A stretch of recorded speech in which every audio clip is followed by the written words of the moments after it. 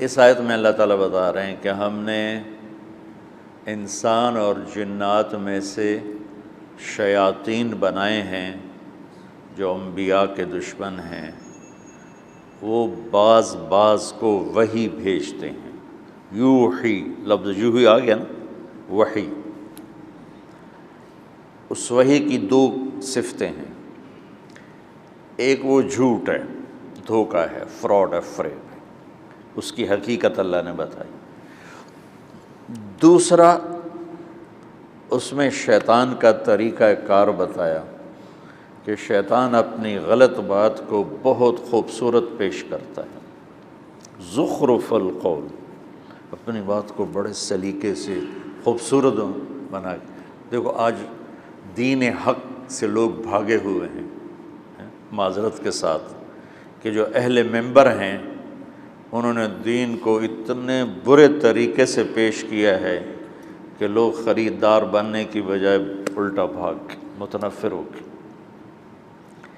کہ کوئی کارواں سے ٹوٹا، کوئی بدگماں حرم سے، کہ امیر کارواں میں نہیں خوب دل نوازی۔ اللہ تعالیٰ اقبال کی خبر روشن کرے، اس نے سارے خطیبوں کا آپریشن کر کے دے دی۔ کوئی کارواں سے ٹوٹا، کوئی بدگماں حرم سے، کہ امیر کارواں میں نہیں خوب دل نوازی۔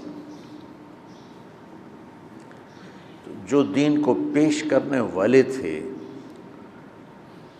انہوں نے اس کو سجا کے پیش کرنے کی بجائے شدت کے ساتھ پیش کیا۔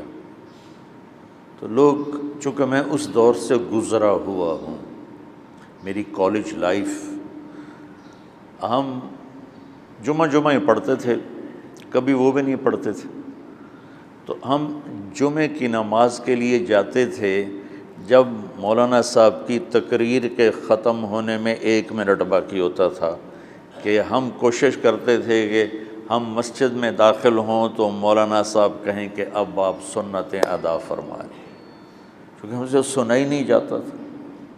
ڈانٹ ڈپٹ، دوزخ، اور سوائے ڈرانے دھمکانے کے اور اس کے علاوہ بات میں شدت اور سختی اور مجمع کی توہین، یہ عام رخ ہے۔ 5 انگلیاں برابر نہیں ہیں، محبت سے بات کرنے والے بھی موجود رہے ہر دور میں، لیکن آٹے میں نمک کی طرح۔ ہر مکتب فکر نے ایک تو اسلام کی دعوت دینے کی بجائے اپنے مکتب کی دعوت دی، تو لہٰذا امت گروہوں میں، فرقوں میں تقسیم ہوتی چلی گئی۔ تو شیطان کو اللہ تعالیٰ بتا رہا ہے کہ یہ سلیقہ ہے کہ وہ اپنی بات کو بہت خوبصورت کر کے پیش کرتے، لوگ خریدار بن جاتے۔ اصلی پھول بیچنے والے فارغ بیٹھے ہیں اور نقلی کاغذی پھولوں والے دکان اپنی چلا رہے ہیں۔ زخرف القول غرورا، وحی۔ مولانا الیاس صاحب پہلی ہستی ہیں جنہوں نے دین کو نرمی سے دین پیش کیا۔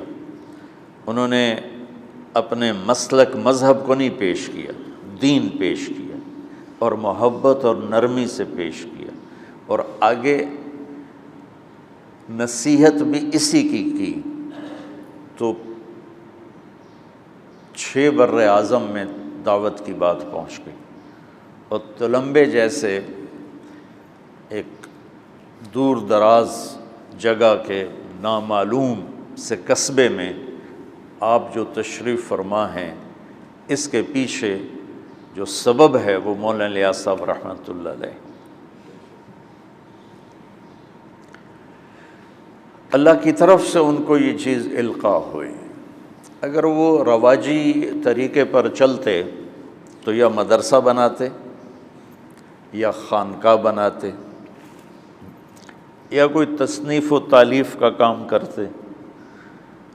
اللہ نے اس سے ہٹا کر ان کو دعوت پہ لگایا اور اس کا نتیجہ آپ کے سامنے ہے۔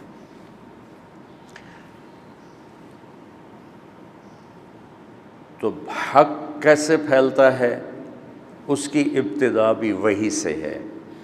انا اوحینا الیک کما اوحینا الی نوح والنبیین من بعدہ،